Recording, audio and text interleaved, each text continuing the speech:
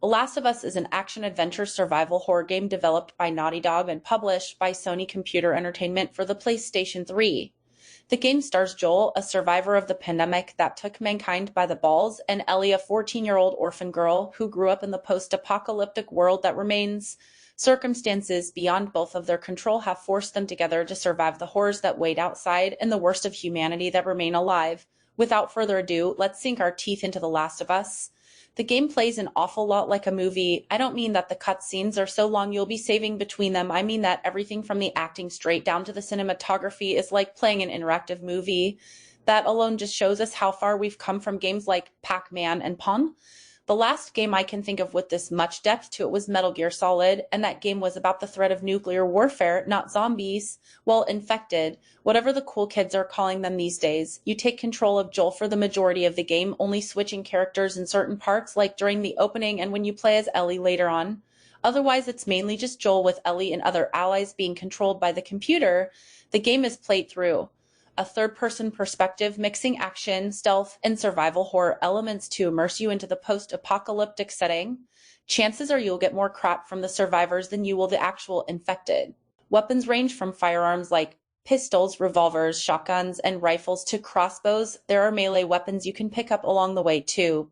Bats, pipes, bottles, bricks, and more. Sometimes you get objects you can throw and make go boom. Ammo is limited and melee objects will eventually break after multiple uses. The survival horror aspect comes into play when you want to save your resources and make each shot count. When all else fails, punch your enemies. I'm serious. I killed a cop with my bare hands on this thing. Cops are dicks in this game. Sometimes it's going to be in your best interest to sneak up on enemies and take them out from behind. The circle button will make Joel crouch down so he can hide, and holding down R2 will allow you to listen in on nearby enemies and track them so you know where they are. This works on gang members and infected alike. Once you sneak up on an enemy, you can strangle them with the square button or take them hostage and hold them at gunpoint. There are 4 stages that come with the infection.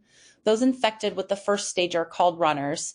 They still look human, but they're crazed and will attack anyone in sight who isn't infected. You can strangle them like you would any uninfected person. The second stage is Stalker, where a nasty fungus is visible growing on their face, covering up one eye. They're equal in strength to a fit human being and can anticipate moves you make. The third stage of the infected are Clickers. The whole fungus has taken up their face, leaving them blind, but they can still hear you. You can't strangle these things. If they get too close, you'll want to stab them in the neck with a knife if you have one. There's a fungus among us has never been so scary or rage-inducing. The fourth and final stage are Bloaters. They take the longest to develop, so they're pretty rare. The fungus has taken over most of their bodies at this point, acting as armor that can protect them against shotguns and hunting rifles, making them a right pain in the ass. Speaking of items like knives, you can craft them and other items from your inventory screen. By collecting and combining certain items, you can make yourself a health kit, a Molotov cocktail to set people on fire, and other explosives. Always be able to take the time to look around for things you can use, as it can be the key to surviving. Another thing to remember is that crafting and using a health kit on yourself all takes place in real time, so doing it out in the open is not a good idea.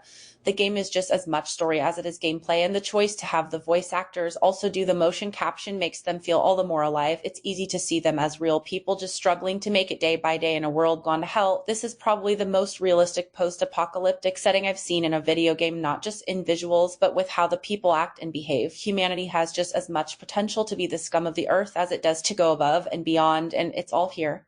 In the beginning, Joel loses someone dear to him, not from the infected, but by the military trying to keep the peace more or less. This carries on to present day and influences how he reacts with others, mainly when regarding the 14-year-old Ellie. They have very much a father-daughter relationship going on as they spend more time together. Joel becomes protective of her, impressed by her even, and the game doesn't shy away from telling us that such attachments put you on the fast track to being killed.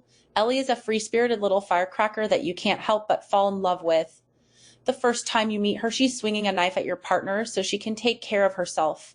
Ellie has only ever known a post-apocalyptic world, so just seeing her interact with things we see every day is very sweet, and you feel happy for her. Another thing I like about her especially is that the game doesn't make her AI useless. If you're in the middle of a firefight and getting low on ammo, she'll pick up some you might have missed nearby and hand it to you.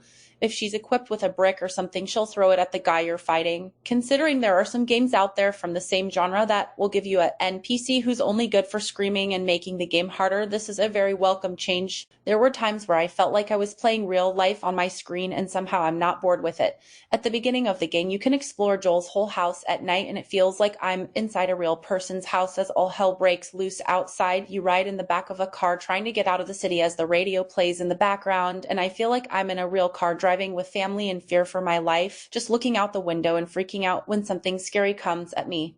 There's a scene later in the game where you're pushing a car to get it to start while the game throws enemies your way to make it challenging. It still reminds me of all the times I helped my dad push his truck out of the garage while working on it. When I'm getting beat up or shot at by a survivor, I feel anger and want to beat the living daylights out of them. I don't mean the typical rage quit anger that gamers tend to feel when playing a challenging game. I mean genuine anger. And when I do put them out of their misery, I feel good. I never experienced that kind of immersion in a game before. At that point, it doesn't feel like I'm playing a game at all, and it's amazing and scary. It's hard to emulate life, actual life, without coming across as boring. But this game does it to a T. The addition of infected running around doesn't take you out of it, which is also very hard to do. By the end of my last playthrough, I was so exhausted, I just had to take a break. Staying alive is hard work, but being dead sucks ass. The Last of Us further pushes the envelope of what a game can be.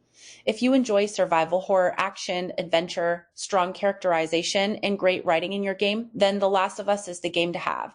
The PlayStation 3 couldn't have asked for a stronger end to a console generation. Get it?